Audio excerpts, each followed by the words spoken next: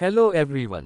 दोस्तों, आज हम मेथड्स ऑफ मोटिवेशन देखेंगे, यानी कि हम किस तरीके से इन मेथड्स को यूज करके कैसे प्लेयर्स को मोटिवेट कर सकते हैं। दोस्तों, ये टॉपिक बहुत ही इंपॉर्टेंट है। दोस्तों, स्टार्ट करने से पहले से इस चैनल को सब्सक्राइब नहीं किया है तो प्लीज सब्सक्राइब दिस चैनल। तो आइए अब हम स्टार्ट करते हैं। दोस्तों, फर्स्ट मेथड है नोइंग योर एथलीट, यानी कि अपने एथलीट को जाने। दोस्तों, जो कोच है या फिर टीचर, सबसे पहले आपको अपने एथलीट को जानना चाहिए। एक्चुअल क्या है कि प्रत्येक एथलीट अलग अलग पृष्ठभूमि, अनुभवों तथा विभिन्न स्तरों की प्रवक्ता से आता है।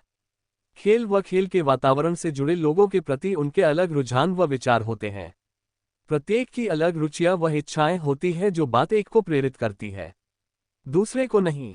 ये सब जानते हुए शिक्षक व कोच को एथलीट को सही व उपयुक्त ढंग से प्रेरित करना चाहिए।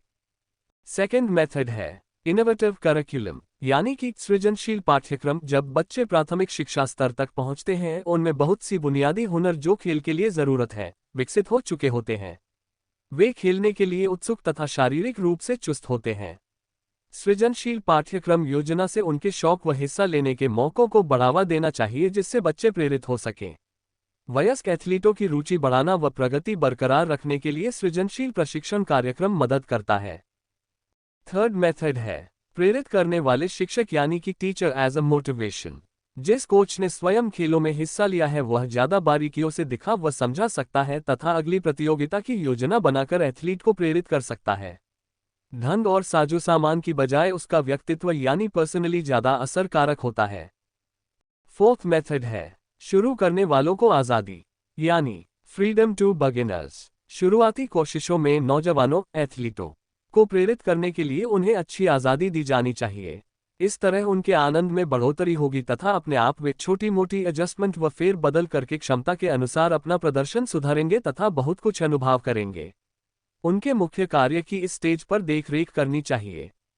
फिफ्थ मेथड है पूरे कार्य को सीखना, यानी कि learning the whole act. Good motivation के लिए शुरुआत में सीखने वाले एथलीटों को पूर्ण कार्य में जुटा देना जाना चाहिए।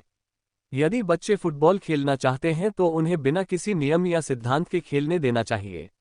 जब खेल उन्हें इंटरेस्टेड लगे तब उसके ब्यौरे तैयार करने चाहिए। सीखने के विभिन्न चरणबद्ध तरीकों से खेल को रुचिकर व चुनौतीपूर्ण बनाते हुए उन्हें और तेजी से खेलने व जटिल बना देने से उनकी प्रगति में सुधार होगा।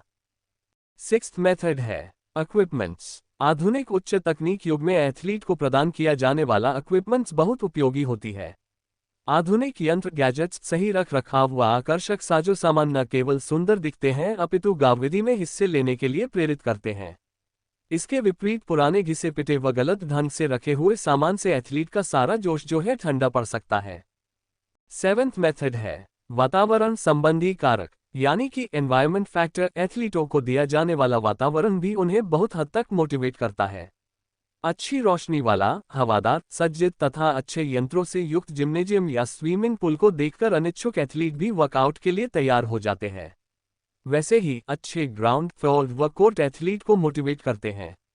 आजकल के खेल प्रतिस्पर्धा युग में अच्छा मोटिवेट वातावरण अति आवश्यक है यदि हम सीखना चाहते हैं तो।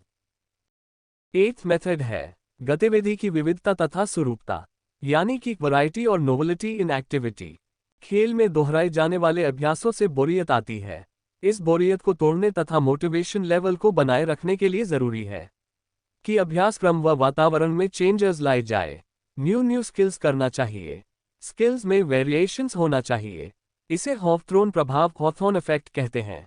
विविधता और स्वरूपता देने से एथलीट नए कार्य को सुरुचिपूर्ण ढंग से करते हैं। इससे उन्हें न केवल ज्यादा आनंद आता है बल्कि अलग स्थितियों से निपटने की क्षमता में जागरूकता बढ़ती है। नाइन्थ मेथड है अभ्यास की लंबाई, यानी कि लेंथ ऑफ प्रैक्टिस। यंग एथलीटों को मोटिवेशन के लिए अभ्यास की अवधि की ध्यानपूर्वक योजना बनाई जानी चाहिए। उनकी रुचि जगाने के लिए औपचारिक अभ्यास अपेक्षाकृत छोटा हो तथा शुरू खेलों की लीड अप गेम्स हो। इस चरण का मुख्य उद्देश्य उन्हें अनौपचारिक अभ्यास के लिए प्रेरित करना होता है। तो दोस्तों, ये थे कुछ motivation methods. And thanks for watching this video.